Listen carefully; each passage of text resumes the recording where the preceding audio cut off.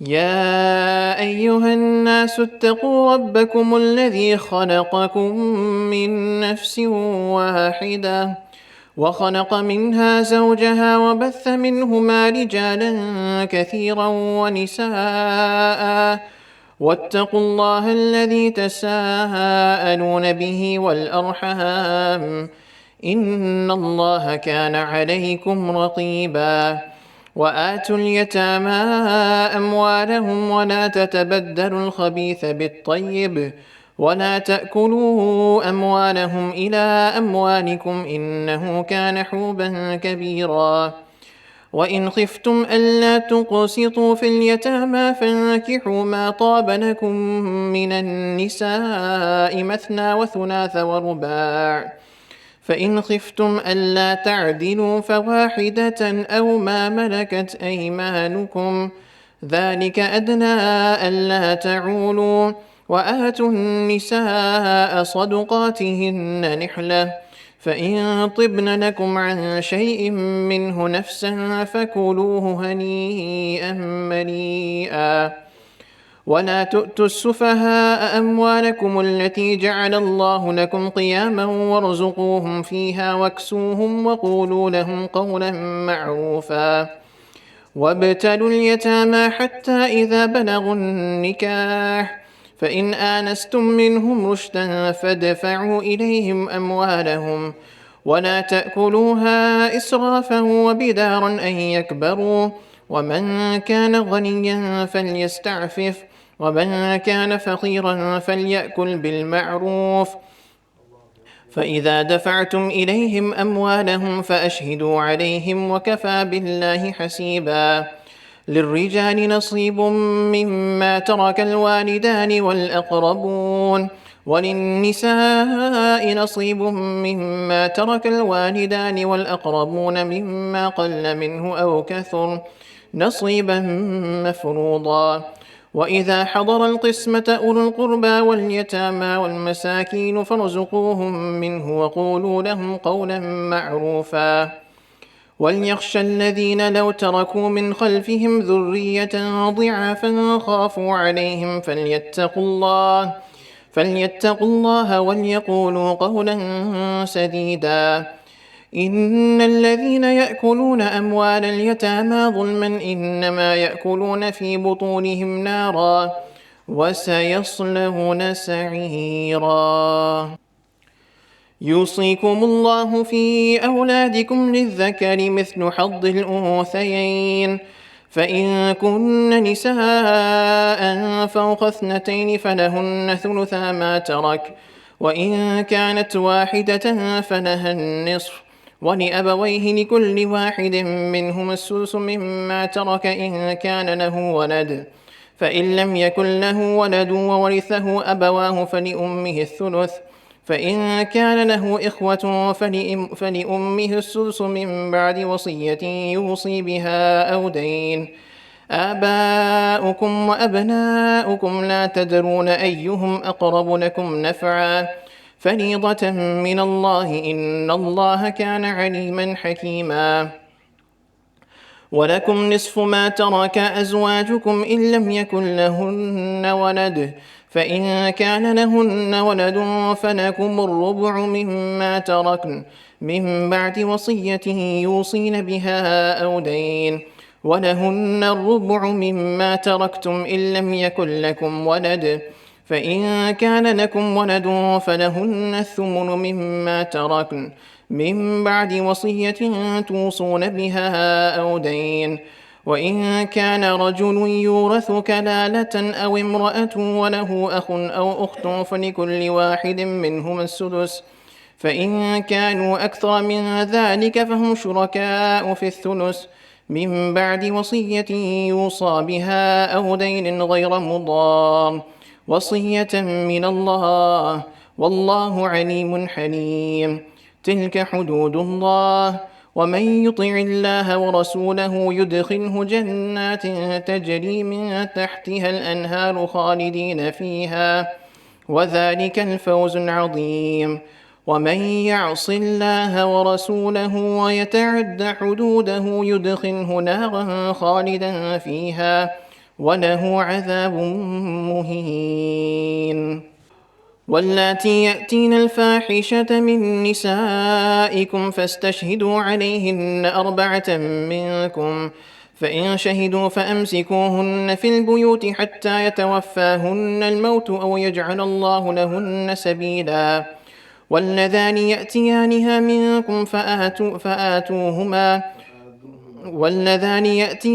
منكم فآذوهما فإن تابا وأصلحا فأعرضوا عنهما إن الله كان توابا رحيما. إنما التوبة على الله للذين يعملون السوء بجهالة ثم يتوبون من قريب فأولئك يتوب الله عليهم، وكان الله عليما حكيما. وليست التوبة للذين يعملون السيئات حتى إذا حضر أحدهم الموت قال إني تبت الآن والذين يموتون وهم كفار أولئك أعتدنا لهم عذابا أليما. يا أيها الذين آمنوا لا يحل لكم أن ترثوا النساء كرها ولا تعضلوهن لتذهبوا ببعض ما آتيتموهن إلا أن يأتين بفاحشة مبينة، وعاشروهن بالمعروف، فإن كرهتموهن فعسى أن تكرهوا شيئا ويجعل الله فيه خيرا كثيرا. وإن أردتم استبدال زوج مكان زوج وآتيتم إحداهن قنطارا فلا تأخذوا منه شيئا، أتأخذونه بهتانا وإثما مبينا. وكيف تأخذونه وقد أفضى بعضكم إلى بعض وأخذن منكم ميثاقا غليظا. ولا تنكحوا ما نكح آباؤكم من النساء إلا ما قد سلف إنه كان فاحشة ومقتا وساء سبيلا. حرمت عليكم أمهاتكم وبناتكم وأخواتكم وعماتكم وخالاتكم وبنات الأخ وبنات الأخت وأمهاتكم اللاتي أرضعنكم وأخواتكم من الرضاعة وأمهات نسائكم وربائبكم اللاتي في هجوركم من نسائكم اللاتي دخلتم بهن، فإن لم تكونوا دخلتم بهن فلا جناح عليكم، وحلائل أبنائكم الذين من أصلابكم، وأن تجمعوا بين الأختين إلا ما قد سلف إن الله كان غفورا رحيما. والمحصنات من النساء إلا ما ملكت أيمانكم كتاب الله عليكم، وأحل لكم ما وراء ذلكم أن تبتغوا بأموالكم محصنين غير مسافحين، فما استمتعتم به منهن فآتوهن أجورهن فريضة، ولا جناح عليكم فيما تراضيتم به من بعد الفريضة إن الله كان عليما حكيما. ومن لم يستطع منكم طولا أن ينكح المحصنات المؤمنات فمما ملكت أيمانكم من فتياتكم المؤمنات، والله أعلم بإيمانكم بعضكم من بعض، فانكحوهن بإذن أهلهن وآتوهن أجورهن بالمعروف محصنات غير مسافحات ولا متخذات أخدان، فإذا أحصن فإن أتين بفاحشة فعليهن نصف ما على المحصنات من العذاب، ذلك لمن خشي العنة منكم، وأن تصبروا خير لكم، والله غفور رحيم. يريد الله ليبين لكم ويهديكم سنن الذين من قبلكم ويتوب عليكم، والله عليم حكيم. والله يريد أن يتوب عليكم، ويريد الذين يتبعون الشهوات أن تميلوا ميلا عظيما. يريد الله أن يخفف عنكم وخلق الإنسان ضعيفا. يا أيها الذين آمنوا لا تأكلوا أموالكم بينكم بالباطل إلا أن تكون تجارة عن تراض منكم، ولا تقتلوا أنفسكم إن الله كان بكم رحيما. ومن يفعل ذلك عدوانا وظلما فسوف نصليه نارا وكان ذلك على الله يسيرا. إن تجتنبوا كبائر ما تنهون عنه نكفر عنكم سيئاتكم وندخلكم مدخلا كريما. ولا تتمنوا ما فضل الله به بعضكم على بعض، للرجال نصيب مما اكتسبوا وللنساء نصيب مما اكتسبن، واسألوا الله من فضله إن الله كان بكل شيء عليما. ولكل جعلنا موالي مما ترك الوالدان والأقربون والذين عقدت أيمانكم فآتوهم نصيبهم، إن الله كان على كل شيء شهيدا. الرجال قوامون على النساء بما فضل الله بعضهم على بعض وبما أنفقوا من أموالهم، فالصالحات قانتات حافظات للغيب بما حفظ الله. واللاتي تخافون نشوزهن فعيذوهن واهجروهن في المضاجع واضربوهن، فإن أطعنكم فلا تبغوا عليهن سبيلا، إن الله كان عليا كبيرا. وإن خفتم شقاق بينهما فابعثوا حكما من أهله وحكما من أهلها إن يريدا إصلاحا يوفق الله بينهما، إن الله كان عليما خبيرا. واعبدوا الله ولا تشركوا به شيئا وبالوالدين إحسانا وبذي القربى واليتامى والمساكين والجار ذي القربى والجار الجنوب والصاحب بالجنب وابن السبيل وما ملكت أيمانكم، إن الله لا يحب من كان مختالا فخورا. الذين يبخلون ويأمرون الناس بالبخل ويكتمون ما آتاهم الله من فضله، وأعتدنا للكافرين عذابا مهينا. والذين ينفقون أموالهم رئاء الناس ولا يؤمنون بالله ولا باليوم الآخر، ومن يكن الشيطان له قرينا فساء قرينا. وماذا عليهم لو آمنوا بالله واليوم الآخر وأنفقوا مما رزقهم الله، وكان الله بهم عليما. إن الله لا يظلم مثقال ذرة، وإن تك حسنة يضاعفها ويؤتي من لدنه أجرا عظيما. فكيف إذا جئنا من كل أمة بشهيد وجئنا بك على هؤلاء شهيدا،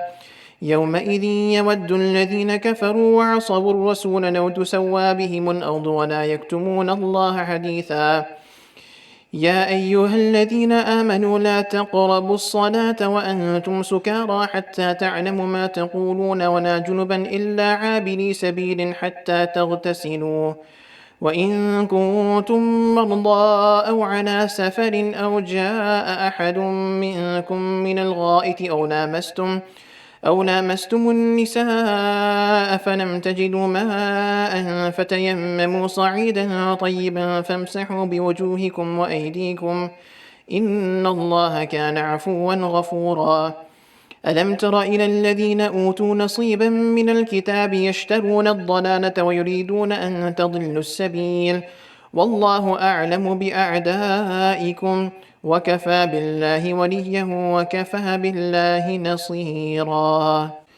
من الذين هادوا يحرفون الكلم عن مواضعه ويقولون سمعنا وعصينا واسمع غير مسمع وراعنا ليا بألسنتهم وطعنا في الدين، ولو أنهم قالوا سمعنا وأطعنا واسمع وانظرنا لكان خيرا لهم وأقوم ولكن لعنهم الله بكفرهم فلا يؤمنون إلا قليلا. يا أيها الذين أوتوا الكتاب آمنوا بما نزلنا مصدقا لما معكم من قبل أن نطمس وجوها فنردها على أدبارها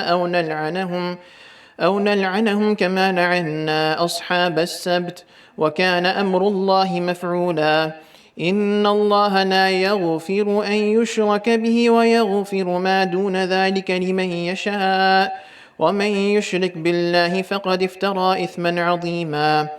ألم تر إلى الذين يزكون أنفسهم بل الله يزكي من يشاء ولا يظلمون فتيلا.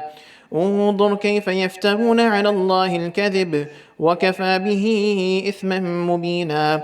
ألم تر إلى الذين أوتوا نصيبا من الكتاب يؤمنون بالجبت والطاغوت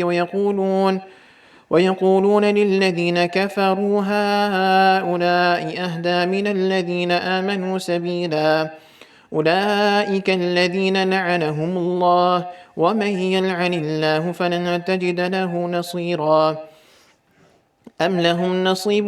فلن تجد لهم نصيرا أم لهم نصيب من الملك فإذا لا يؤتون الناس نقيرا أم يحسدون الناس على ما آتاهم الله من فضله فقد آتينا آل إبراهيم الكتاب والحكمة وآتيناهم ملكا عظيما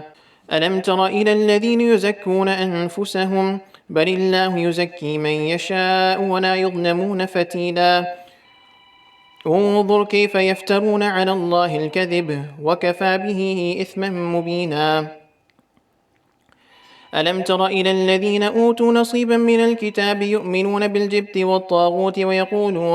ويقولون للذين كفروا هؤلاء أهدى من الذين آمنوا سبيلا أولئك الذين لعنهم الله ومن يلعن الله فلن تجد لهم نصيرا أم لهم نصيب من الملك فإذا لا يؤتون الناس نقيرا أم يحسدون الناس على ما آتاهم الله من فضله فقد آتينا آل إبراهيم الكتاب والحكمة وآتيناهم ملكا عظيما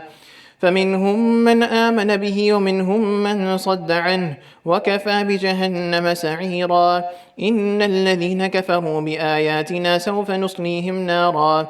كلما نضجت جنودهم بدلناهم جلودا غيرها ليذوقوا العذاب إن الله كان عزيزا حكيما والذين آمنوا وعملوا الصالحات سندخلهم جنات تجري من تحتها الأنهار خالدين فيها أبدا لهم فيها أزواج مطهرة وندخلهم ظلا ظليلا إن الله يأمركم أن تؤدوا الأمانات إلى أهلها وإذا حكمتم بين الناس أن تحكموا بالعدل إن الله نعم ما يعظكم به إن الله كان سميعا بصيرا يا أيها الذين آمنوا أطيعوا الله وأطيعوا الرسول وأولي الأمر منكم فإن تنازعتم في شيء فردوه إلى الله والرسول إن كنتم تؤمنون بالله واليوم الآخر ذلك خير وأحسن تأويلا ألم تر إلى الذين يزعمون أنهم آمنوا بما أنزل إليك وما أنزل من قبلك يريدون أن يتحاكموا إلى الطاغوت وقد أمروا به ويريد الشيطان أن يضلهم ضلالا بعيدا ألم تر إلى الذين يزعمون أنهم آمنوا بما أنزل إليك وما أنزل من قبلك يريدون أن يتحاكموا إلى الطاغوت وقد أمروا أن يكفروا به ويريد الشيطان أن يضلهم ضلالا بعيدا وإذا قيل لهم تعالوا إلى ما أنزل الله وإلى الرسول رأيت المنافقين يصدون عنك صدودا فكيف إذا أصابتهم مصيبة بما قدمت أيديهم ثم جاءوك يحلفون بالله إن أردنا إلا إحسانا وتوفيقا أولئك الذين يعلم الله ما في قلوبهم فأعرض عنهم وعظهم وقل لهم في أنفسهم قولا بليغا وما أرسلنا من رسول إلا ليطاع بإذن الله ولو أنهم إذ ظلموا أنفسهم جاءوك فاستغفروا الله واستغفر لهم الرسول لوجدوا الله توابا رحيما فلا وربك لا يؤمنون حتى يحكموك فيما شجر بينهم ثم لا يجدوا في أنفسهم حرجا مما قضيت ويسلموا تسليما ولو أنا كتبنا عليهم أن اقتلوا أنفسكم أو اخرجوا من دياركم ما فعلوه إلا قليل منهم ولو أنهم فعلوا ما يوعظون به لكان خيرا لهم وأشد تثبيتا وإذا لآتيناهم من لدنا أجرا عظيما ولهديناهم صراطا مستقيما ومن يطع الله والرسول فأولئك مع الذين أنعم الله عليهم من النبيين والصديقين والشهداء والصالحين وحسن أولئك رفيقا ذلك الفضل من الله وكفى بالله عليما يا أيها الذين آمنوا خذوا حذرهم فانفروا ثبات أو انفروا جميعا يا أيها الذين آمنوا خذوا حذركم فانفروا ثبات أو انفروا جميعا وإن منكم لمن ليبطئن فإن أصابتكم مصيبة قال قد أنعم الله علي إذ لم أكن معهم شهيدا ولئن أصابكم فضل من الله ليقولن كأن لم تكن بينكم وبينه مودة يا ليتني كنت معهم فأفوز فوزا عظيما فليقاتل في سبيل الله الذين يشرون الحياة الدنيا بالآخرة ومن يقاتل في سبيل الله فيقتل أو يغلب فسوف نؤتيه أجرا عظيما وما لكم لا تقاتلون في سبيل الله والمستضعفين من الرجال والنساء والولدان الذين يقولون ربنا أخرجنا من هذه القرية الظالم أهلها واجعل لنا من لدنك وليا واجعل لنا من لدنك نصيرا الذين آمنوا يقاتلون في سبيل الله والذين كفروا يقاتلون في سبيل الطاغوت فقاتلوا أولياء الشيطان إن كيد الشيطان كان ضعيفا ألم تر إلى الذين قيل لهم كفوا أيديكم وأقيموا الصلاة وآتوا الزكاة فلما كتب عليهم القتال إذا فريق منهم يخشون الناس كخشية الله أو أشد خشية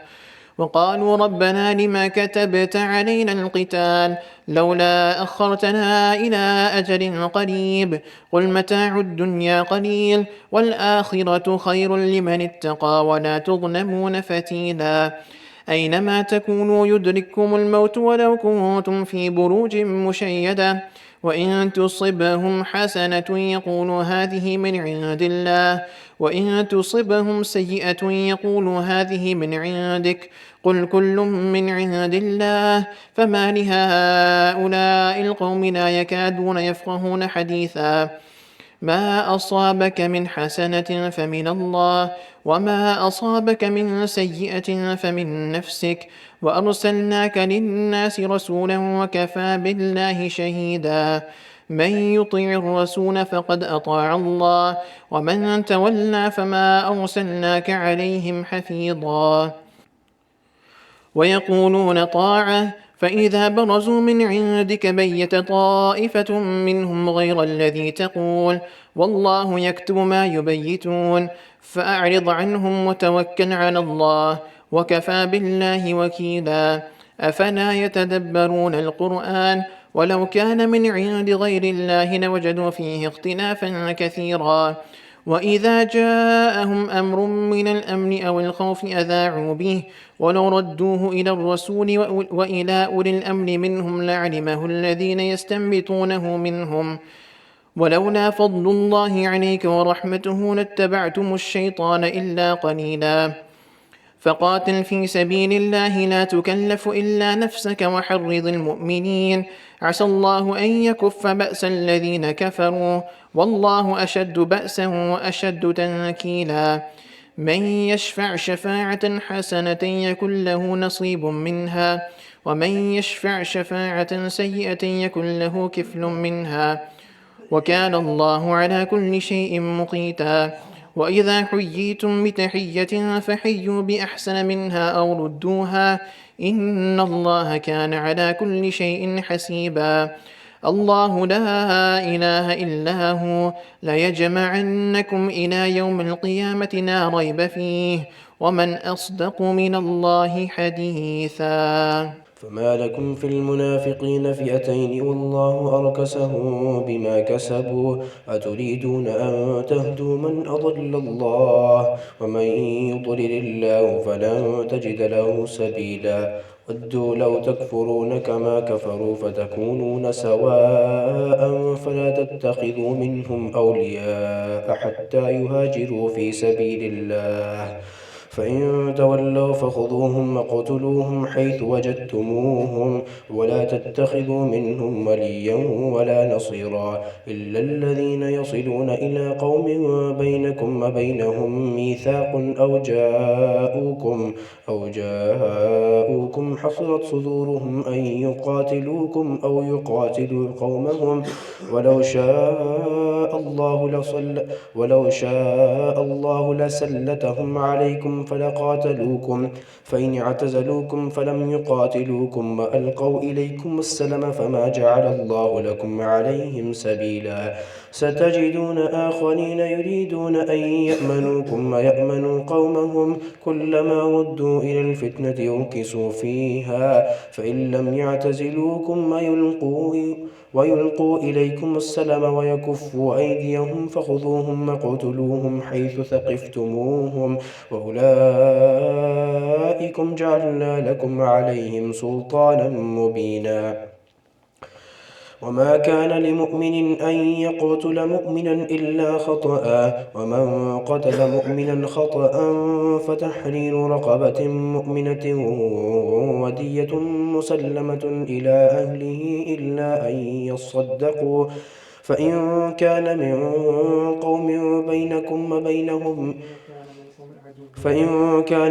قوم عدو لكم وهو مؤمن فتحرير رقبة مؤمنة وإن كان من قوم بينكم وبينهم ميثاق فدية مسلمة إلى أهله وتحرير رقبة مؤمنة فمن لم يجد فصيام شهرين متتابعين توبة من الله وكان الله عليما حكيما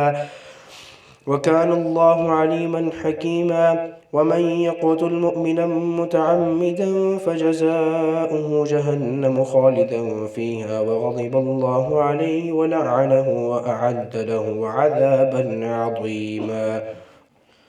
يا أيها الذين آمنوا إذا ضربتم في سبيل الله فتبينوا ولا تقولوا لمن ألقى إليكم السلام لست مؤمنا تبتغون عرض الحياة الدنيا فعند الله مغانم كثيرة كذلك كنتم من قبل فمن الله عليكم فتبينوا إن الله كان بما تعملون خبيرا لا يستوي القاعدون من المؤمنين غير أولي الضرر والمجاهدون في سبيل الله بأموالهم وأنفسهم فضل الله المجاهدين بأموالهم وأنفسهم على القاعدين درجة وكلا وعد الله الحسنى وفضل الله المجاهدين على القاعدين أجرا عظيما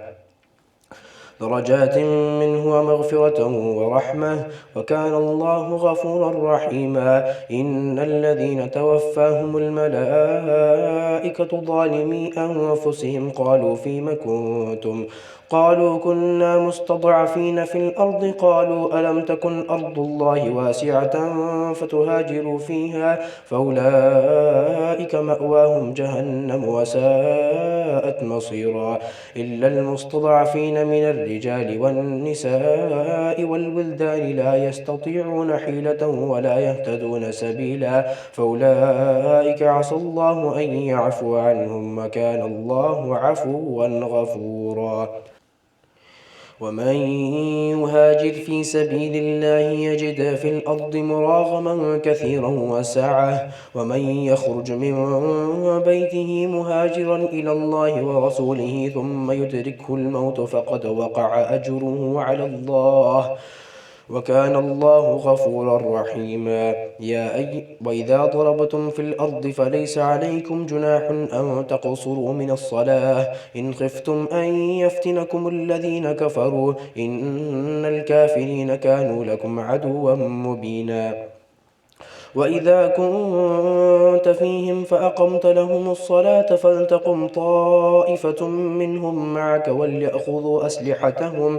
فإذا سجدوا فليكونوا من ورائكم ولتأت طائفة أخرى لم يصلوا فليصلوا معك وليأخذوا حذرهم أسلحتهم ود الذين كفروا لو تغفلون عن أسلحتكم وأمتعتكم فيميلون عليكم ميلة واحدة ولا جناح عليكم إن كان بكم أذى من مطر أو كنتم مرضى أن تضعوا أسلحتكم وخذوا حذركم إن الله أعد للكافرين عذابا مهينا فإذا قضيتم الصلاة فاذكروا الله قياما وقعودا وعلى جنوبكم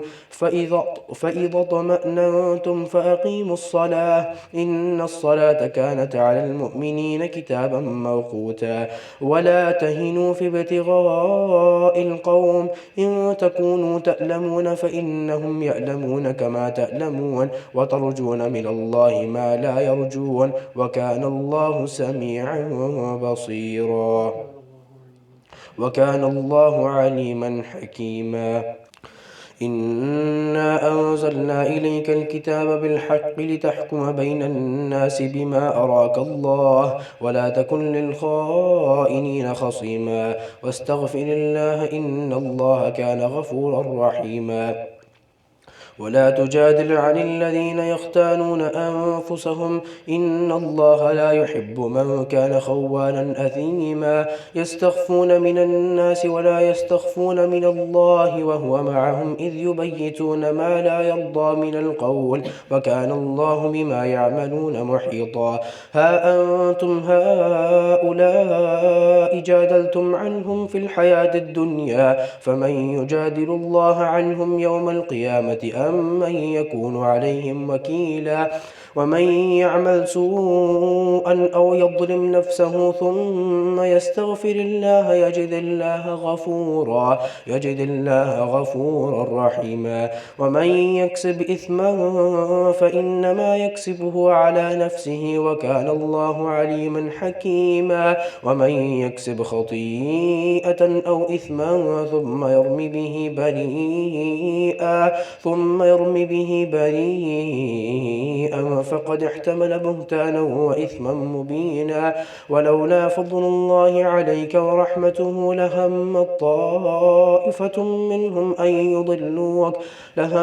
طائفة منهم أن يضلوك وما يضلون إلا أنفسهم وما يضرونك من شيء وأنزل الله عليك الكتاب والحكمة وعلمك ما لم تكن تعلم وكان فضل الله عليك عظيما لا خير في كثير من نجواهم إلا من أمر بصدقة أو معروف أو إصلاح بين الناس ومن يفعل ذلك ابتغاء مرضات الله فسوف نؤتيه أجرا عظيما ومن يشاقق الرسول من بعد ما تبين له الهدى ويتبع غير سبيل المؤمنين توله ما تولى ونصله جهنم وساءت مصيرا إن الله لا يغفر أن يشرك به ويغفر ما دون ذلك لمن يشاء ومن يشرك بالله فقد ضل ضلالا مبينا فقد ضل ضلالا بعيدا إن يدعون من دونه إلا إناثا وإن يدعون إلا شيطانا مريدا لعنه الله وقال لأتخذن من عبادك نصيبا مفروضا ولأضلنهم ولأمنينهم ولآمرنهم فليبتكن آذان الأنعام ولآمرنهم فليغيرن خلق الله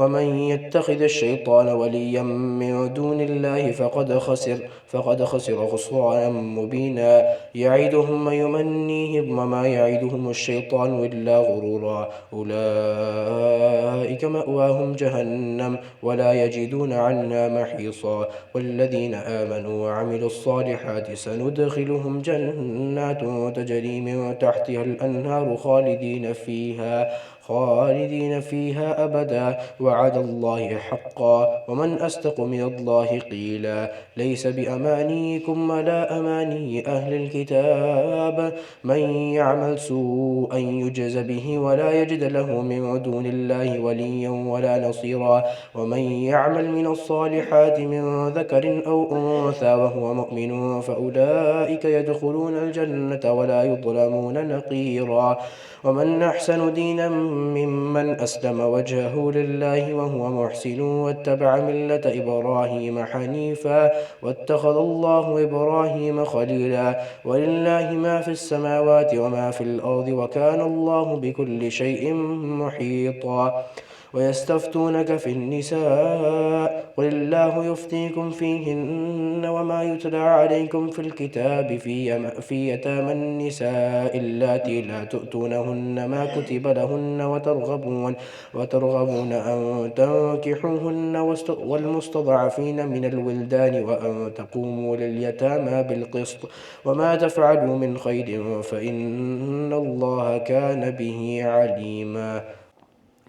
وإذا كنت فيهم فأقمت لهم الصلاة فلتقم طائفة منهم معك وليأخذوا أسلحتهم فإذا سجدوا فليكونوا من ورائكم ولتأت طائفة أخرى لم يصلوا فليصلوا معك وليأخذوا حذرهم وأسلحتهم ود الذين كفروا لو تغفلون عن أسلحتكم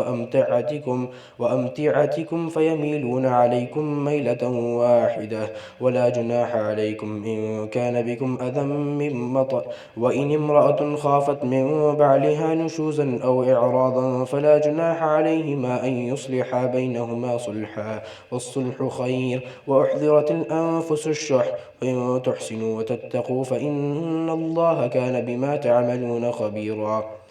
ولن تستطيعوا أن تعدلوا بين النساء ولو حرصتم فلا تميلوا كل الميل فتذروها كالمعلقة وإن تصلحوا وتتقوا فإن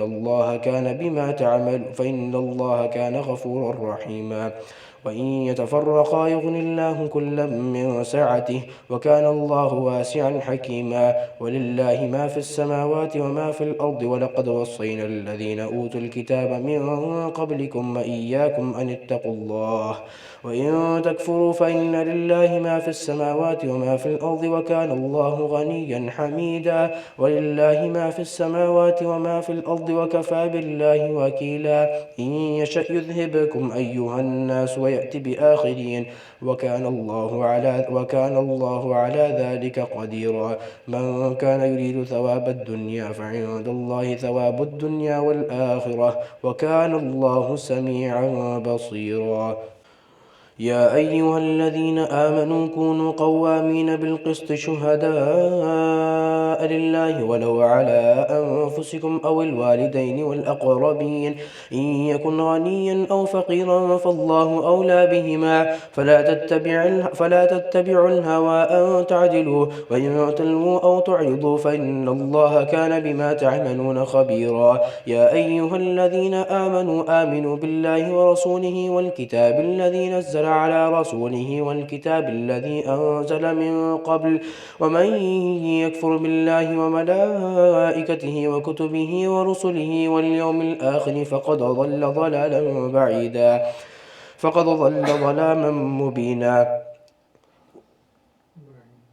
بعيدا إن الذين آمنوا ثم كفروا ثم آمنوا ثم كفروا ثم ازدادوا كفرا لم يكن الله ليغفر لهم ولا ليهديهم سبيلا بشر المنافقين بأن لهم عذابا أليما الذين يتخذون الكافرين أولياء من دون المؤمنين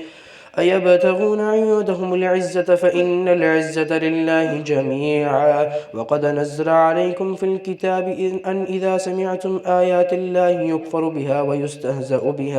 ويستهزأ بها فلا تقعدوا معهم حتى يخوضوا في حديث غيره إنكم إذا مثلهم إن الله جامع المنافقين والكافرين في جهنم جميعا الذين يتربصون بكم فإن كان لكم جاءهم فتح من الله قالوا ألم نكن معكم وإن كان للكافرين نصيب قالوا ألم نستحوذ عليكم ونمنعكم من المؤمنين فالله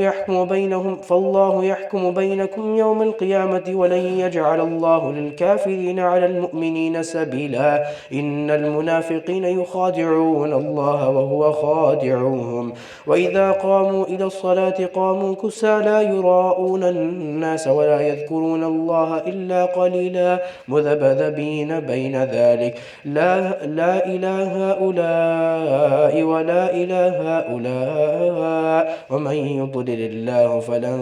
تجد له سبيلا يا أيها الذين آمنوا لا تتخذوا الكافرين أولياء من دون المؤمنين أتريدون أن تجعلوا لله عليكم سلطانا مبينا